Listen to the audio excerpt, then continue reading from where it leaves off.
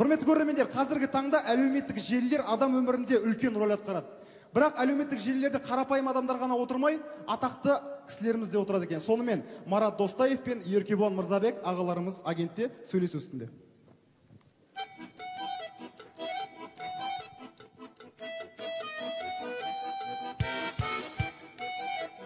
Және соңғы командаға кезек береміз. Ортада Қазақ ұлттық техникалық университеті Жаснар.